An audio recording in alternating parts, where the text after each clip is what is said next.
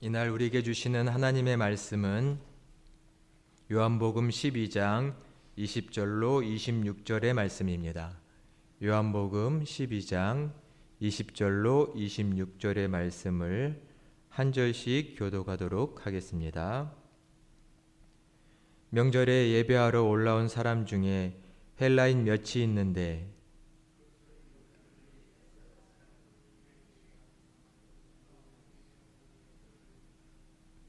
빌립이 안드레에게 가서 말하고 안드레와 빌립이 예수께 가서 여쭈니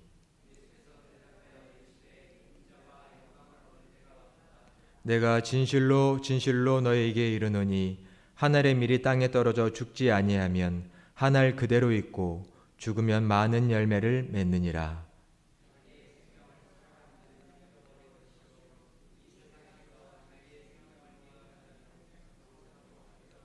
다 같이 봉독하겠습니다. 사람이 나를 섬기려면 나를 따르라. 나 있는 곳에 나를 섬기는 자도 거기 있으리니 사람이 나를 섬기면 내 아버지께서 그를 귀히 여기시리라. 아멘. 할렐루야. 이날도 주님의 말씀이 우리에게 새 믿음과 결단 주시기를 간절히 축원합니다. 오늘은 한 알의 밀이 되어라는 제목으로 여러분과 말씀의 은혜를 나누고자 합니다. 오늘 본문의 24절을 모르는 그리스도인은 거의 없으시리라고 생각이 됩니다. 한 알의 밀이 땅에 떨어져 죽지 않으면 한 알 그대로 있고 죽으면 많은 열매를 맺으리라. 한 알의 밀이 땅에 떨어져서 발아하고 싹을 틔어 자라고 열매를 맺게 되어야 하지만 만일 그 한 알의 밀이 죽지 않으면 아무 열매도 맺을 수 없다라는 것이지요. 한 알의 밀의 목표는 많은 열매를 맺는 데 있다라는 것입니다. 오늘 본문의 예수님께서는 이 썩어지는 밀알, 땅에 떨어져 죽어야 하는 이 밀알의 비유를 통해서 자기가 곧 겪게 될 희생적인 죽음, 십자가의 죽음을 말씀하고 계십니다. 먼저 말씀의 배경을 보면 명절이 되어서 헬라 사람들, 유대인이 아닙니다. 헬라 사람 몇이 예수님께 찾아와 예수님을 따로 뵙기를 청하고 있습니다. 이들은 단순히 예수님이 어떠한 분인지를 알고 싶어서 따로 예수님을 뵙고 싶어 한다고는 생각이 들지 않습니다. 예수님이 어떤 분인지를 알기 원한다면 예수님이 늘 제자들을 모아서 사람들을 모아서 가르치는 그 자리에 가서 예수님이 주시는 가르침을 듣고 예수님의 말씀을 듣는다면 그것을 통해서도 저분이 어떠한 스승인지 유대인들에게는 어떠한 랍비인지를 알 수 있었을 것입니다. 그러나 지금 이 유대인도 아닌 헬라인 몇 사람이 예수님께 와가지고 제자들에게 청을 해서 따로 별도의 장소와 시간에서 예수님을 뵙기를 원한다라는 것은 분명 어떤 특정한 목적이 있다고 생각이 됩니다. 말씀해 보니 먼저는 빌립이라고 하는 제자를 찾아가서 당신의 스승을 좀 만날 수 있도록 자리를 마련해 주십시오라고 청을 합니다. 아마 이 빌립이 헬라적인 이름인데 아마 헬라의 문화에 매우 익숙한 사람이었을 거라고 생각되기 때문에 이 빌립을 찾아가서 그를 통해서 예수 그리스도 자기의 스승을 만나고 싶어 했을 것입니다. 이 헬라인 몇 사람이 왜 예수님을 찾아왔고 또 왜 예수님을 특별하게 따로 만나고 싶어 했는지 그 목적을 성경을 통해서는 알 수가 없습니다. 하지만 이 이야기와 이 성경의 이야기와 관계된 성경 밖의 이야기가 하나 있는데 여러분에게 소개를 해드리면 오늘 본문의 말씀을 이해하는 데 조금 도움이 될 것 같습니다. 당시 헬라에 에데사라고 하는 도시국가가 하나 있었습니다. 에데사. 그 도시국가의 왕의 아들이 문둥병에 걸려서 매우 고생을 하고 있었다고 합니다. 그런데 소식을 전해 듣기를 저 유대 땅에 가면 예수라고 하는 사람이 있는데 그는 못 고치는 병이 없더라. 심지어는 문둥병도 고치더라 라는 소문이 이 에데사 도시 국가에까지 또 왕의 귀에게까지 들어가는 것입니다. 그 얘기를 들은 왕은 많은 고관들을 시켜서 결국은 그 예수 그리스도를 모셔와라, 내 아들을 치료해야겠다라고 생각을 하는 것입니다. 그래서 그 왕의 명령을 받은 헬라 에데사 국가의 고관들이 지금 예수님을 찾아왔다는 것입니다. 찾아와서는 내 왕의 아들을 고쳐주십시오, 오셔서. 그리고 또 만일 왕의 아들을 고쳐주시면 당신이 지금 어차피 이 유다 나라라는 곳에서 많은 박해와 어려움을 겪고 있다는 것을 알고 있는데 우리 에데사라는 도시 국가에 와서 왕의 고문을 맡아주십시오, 높은 지위를 드리겠다라고 제안을 했다는 것입니다. 상당히 있을 법한 이야기입니다. 빌립을 청하고 빌립이 안드레와 함께 예수님께 이 부탁을 하는 단계적인 과정을 보면 나름 이 에데사 도시 국가에서 사람들이 와가지고 이러한 절차를 밟아 예수님을 만나고 청하기를 원했다는 이 이야기가 나름 있을 법한 이야기라고 생각이 됩니다. 오늘 말씀엔 자세히 나와 있지 않지만 이 빌립과 안드레가 예수님께 헬라 몇 사람이 찾아와서 당신을 뵙기를 원합니다 라고 말했을 때 예수님의 대답은 참으로 조금 특이합니다. 인자가 하나님께로부터 영광을 받을 때가 되었다. 앞뒤 설명이 없는데 갑자기 예수님은 인자가 하나님의 영광을 받을 때가 되었다라고 말씀합니다. 즉 에데사의 도시국가의 그 고관들이 와서 예수님께 어떤 얘기를 했을 것이고 또 그를 통해서 예수님이 생각한 건 무엇이냐? 이제야 나를 알아주는 사람들이 생겼구나. 내가 높은 자리에 가서 대접을 받을 수 있겠구나. 이러한 생각으로 하나님께 영광을 받을 수 있게 되었다라고 말씀하시는 것이 아니라 내가 가야 할 길, 저 헬라의 도시국가의 높은 고위 관직들이 또 왕이 나한테 제시한 길과 내가 가야 할 길은 분명히 다르다는 것을 이제 말할 수 있게 되었다. 십자가, 내가 모든 인류를 구원하기 위해 져야 할 그 십자가가 거의 다 달았다라는 것을 알게 되었다라는 말씀이신 거죠. 하나님의 영광은 이 세상의 영광과 다르다라는 것을 말씀하시는 것입니다. 저들은 높은 자리로 내게 영광을 주기를 원하지만 내가 진정 하나님께로부터 받아야 하는 자리는 많은 사람을 위하여 내 생명을 아낌없이 내어주고 내 몸을 다 내어주는 그 희생과 죽음을 통해서 하나님께서 내게 영광을 주실 것이다 라는 말씀입니다.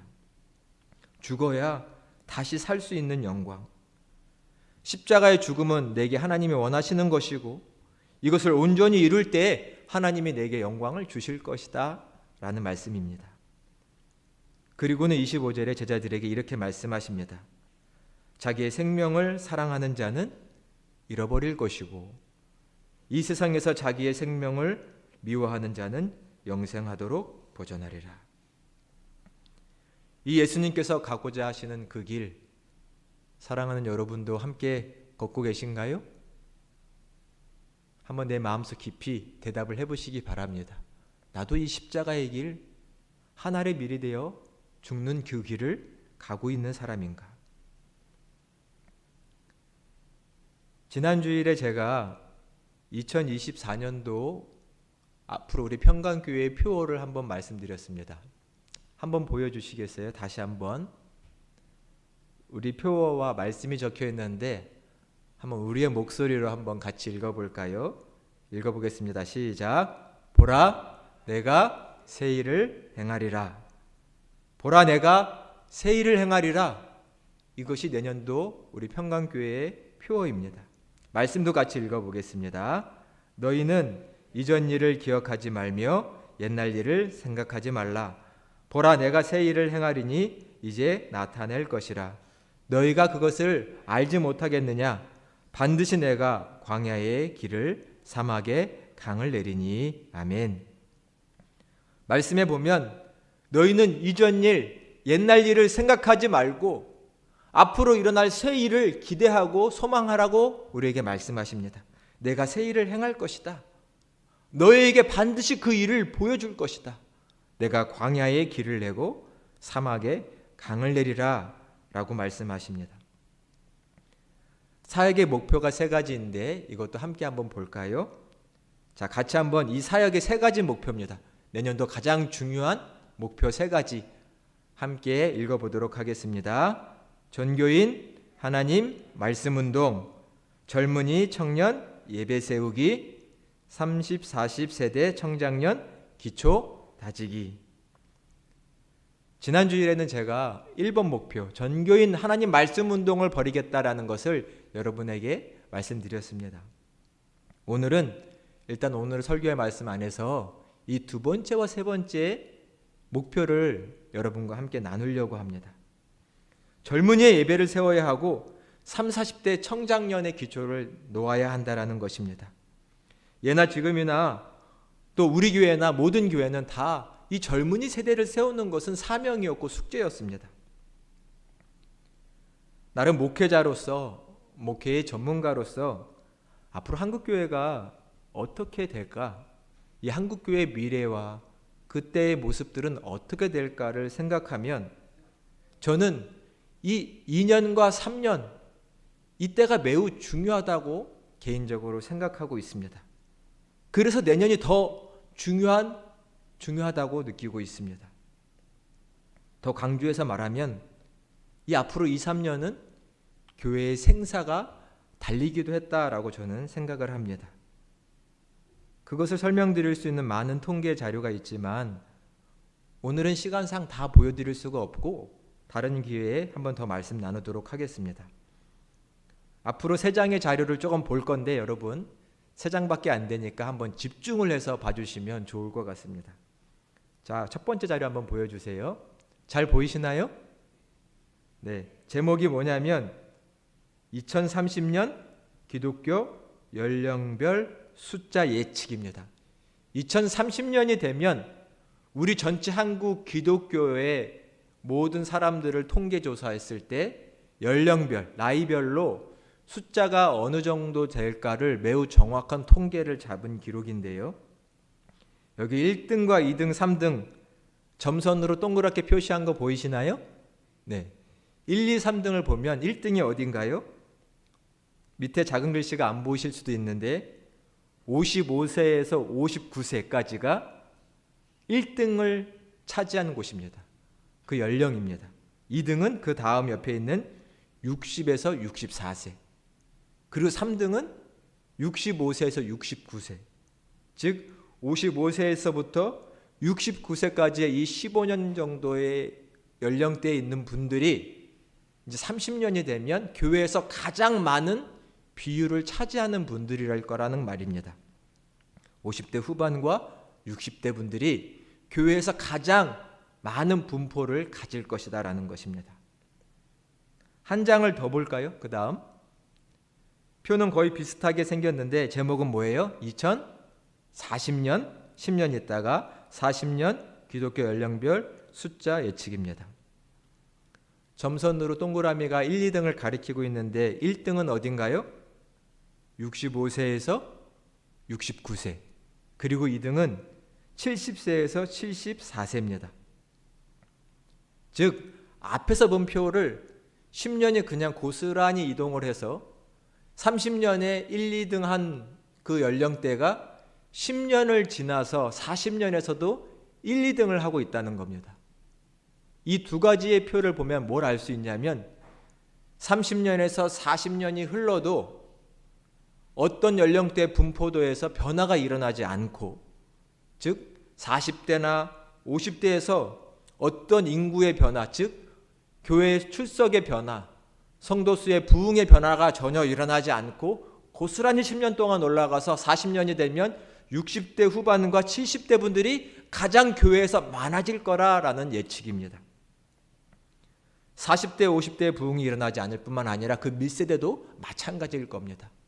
유아와 유치의 숫자는 훨씬 더 적어지게 되어 있습니다.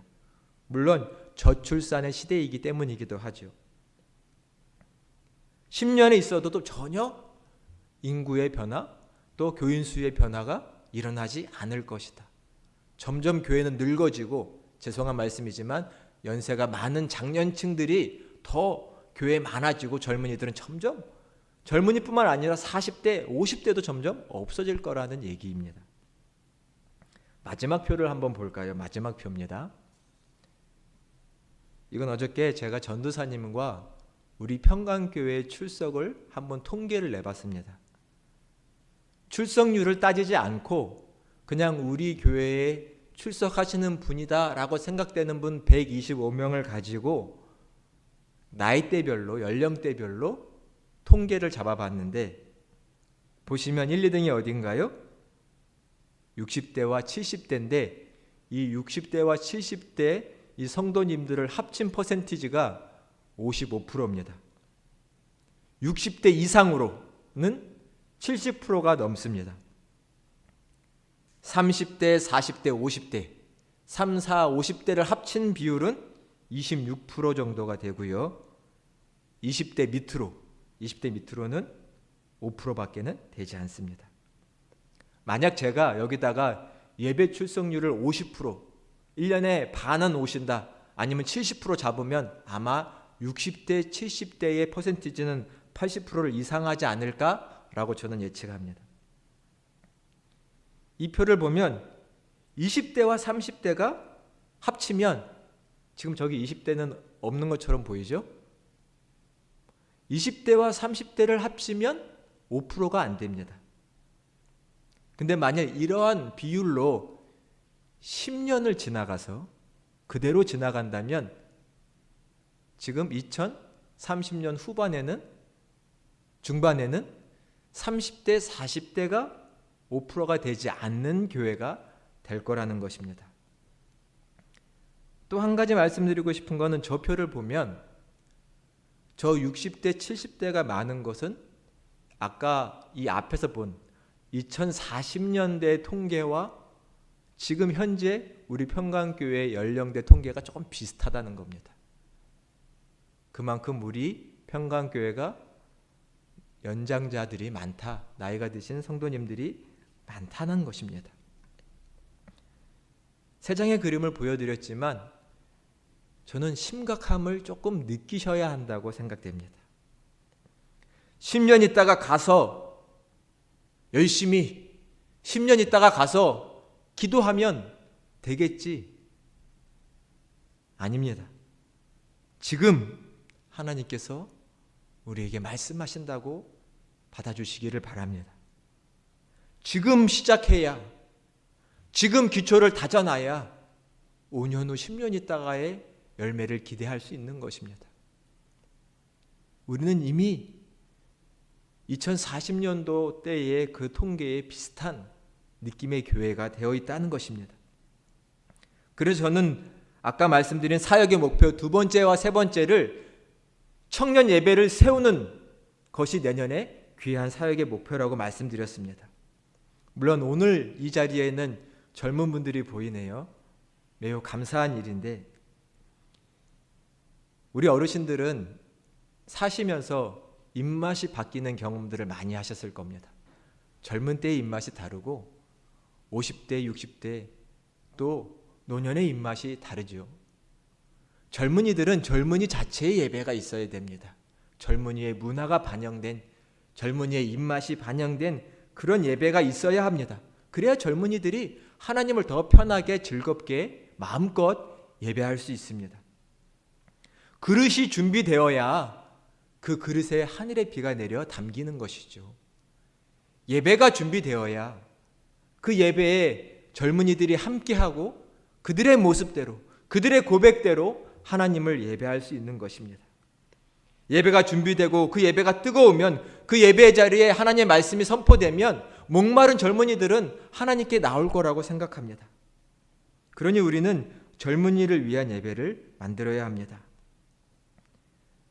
지난 정책당회에서는 내년도부터는 우리 젊은이가 몇 명이나 되든 상관없이 일단 주일 오후 1시 반에 젊은이 예배를 만들기로 결의했습니다. 젊은이가 1명이 모이든 2명이 모이든 3명이 모이든 1시 반에 예배를 드릴 것입니다.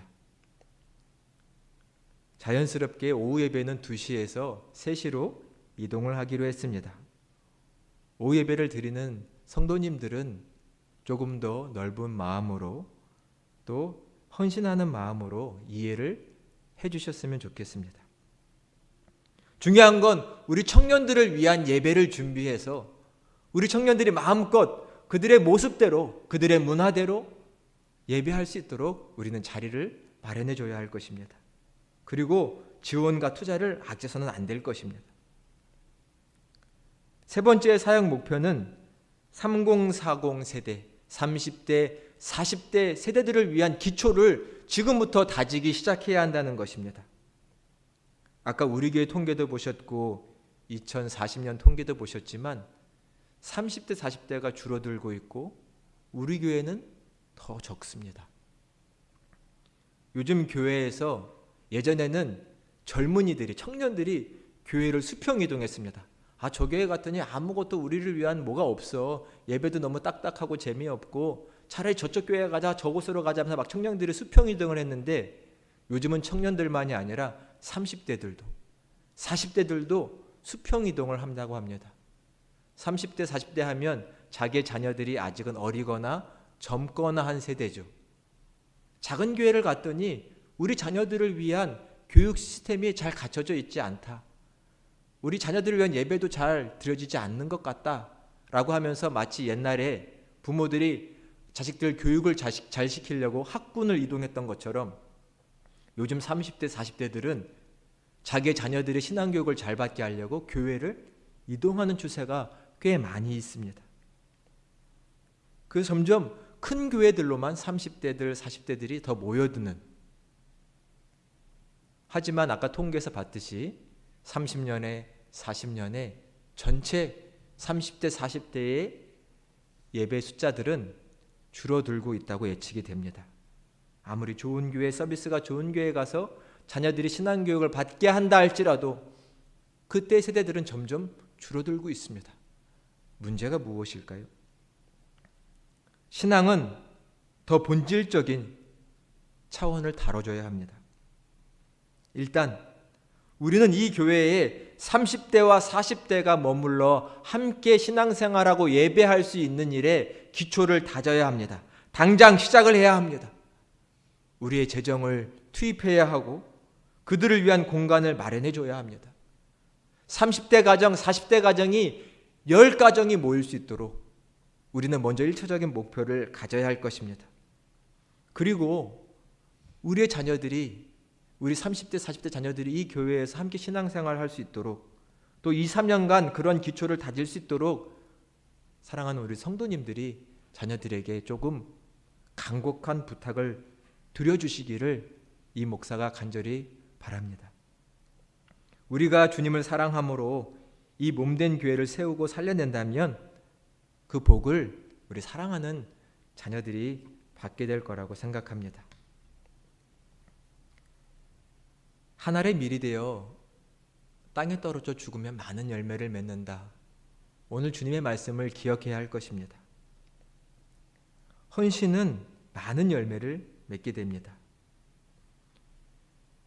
여러분, 폴란드의 의사 중에 라조 위스키, 유진이란 이름을 가진 라조 위스키라는 폴란드 의사에 대해서 한번 들어보신 적이 있나요?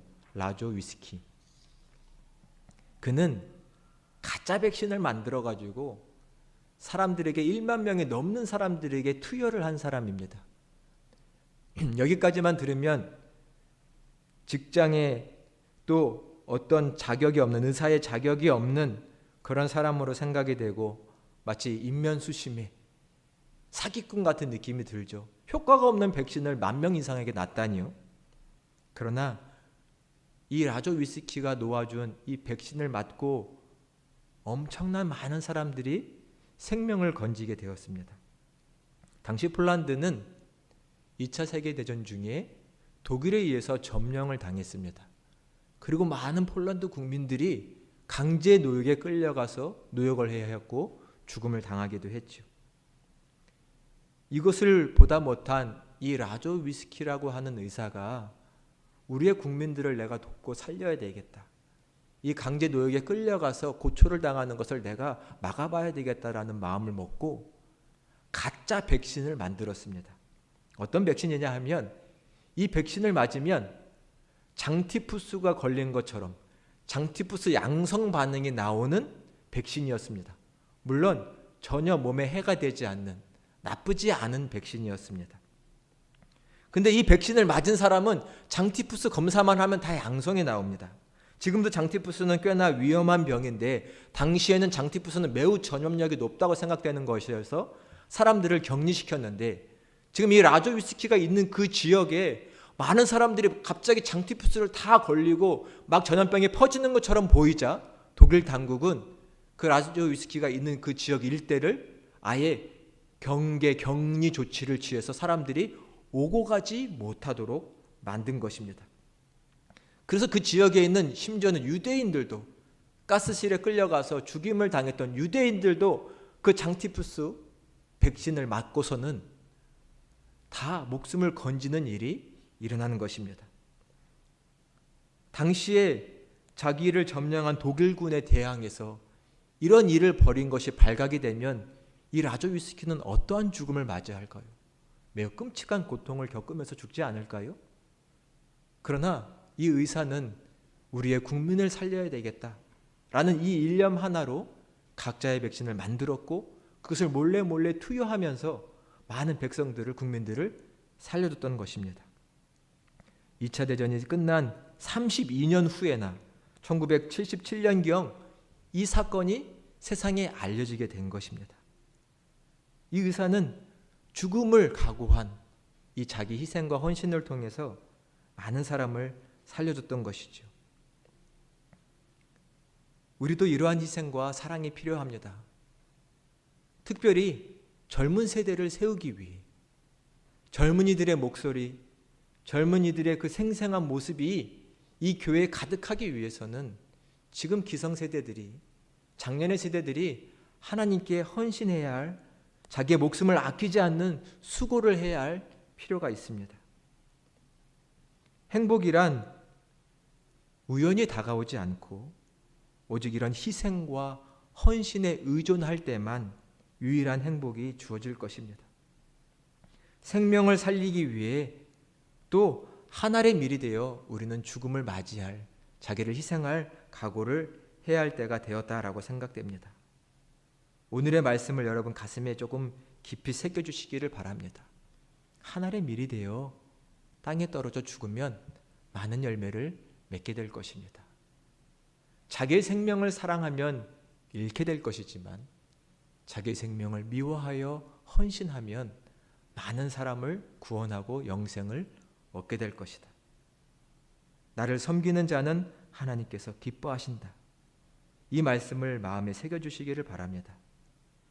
그래서 아직도 하나님 없이 살아가는 젊은 세대들, 또 그 믿음이 식어가는 많은 젊은이들을 하나님께 인도하기 위하여 우리의 삶을 드릴 수 있는 저와 여러분이 다 되어주시기를 예수님의 이름으로 축원합니다. 새 일을 행하리라. 그 하나님의 거룩한 역사는 우리의 헌신과 수고를 통해서 이루어질 것입니다. 새 역사를 이뤄가기 원하시는 그 하나님의 오른손에 붙잡혀 하나님의 일꾼으로 살아가시는 저와 여러분이 다 되시기를 예수 그리스도의 이름으로 간절히 축원합니다. 기도하겠습니다. 은혜와 사랑의 하나님, 주님의 말씀을 이 아침도 우리에게 들려주시니 감사합니다. 주님은 주님이 가시는 그 십자가의 길을 내다보시며 나는 한 알의 밀알로 이 땅에 떨어져 죽겠다. 그래 많은 사람을 구원하겠다고 말씀하십니다. 나의 주님이 예수님인 것을 잊지 않게 하여 주옵소서. 나의 주님 예수님이 가신 그 십자가의 길이 무엇인지를 우리로 잊지 않게 하여 주시옵소서. 자기의 생명을 내쏟는 길이고 헌신하는 삶입니다. 주님, 이 아침 특별히 이 땅의 젊은이들을 위하여, 젊은 세대를 하나님께로 인도하기 위하여 우리가 해야 할 많은 과제와 숙제가 있음을 생각해 보았습니다. 정말 주님, 이 교회의 다음 세대 구루터기들이 필요합니다. 그 구루터기를 만들기 위한 헌신이 우리에게 필요하오니 성령님 우리 마음속에 예수님 가신 그 길 본받고자 하는 마음, 주님처럼 우리의 생명을 온전히 헌신하고자 하는 마음, 그들을 어떻게 하나님께 인도할까 늘 고민하며 내 것을 아낌없이 드리는 그 마음, 성령님 우리 모두에게 허락하여 주시고 우리 평강교회 모든 교우들에게 허락하여 주옵소서. 이 땅에 있는 교회들을 긍휼히 여기사 젊은 세대를 세워가는 그 사역에 은혜를 덧입혀 주시고 이 땅의 교회가 늘 하나님께 영광 돌리며 하나님께 쓰임받는 모든 교회가 될 수 있도록 주님 은혜 베풀어 주옵소서. 모든 것을 하나님께 맡기오며 우리 주님 예수님의 이름으로 간절히 기도드리옵나이다. 아멘.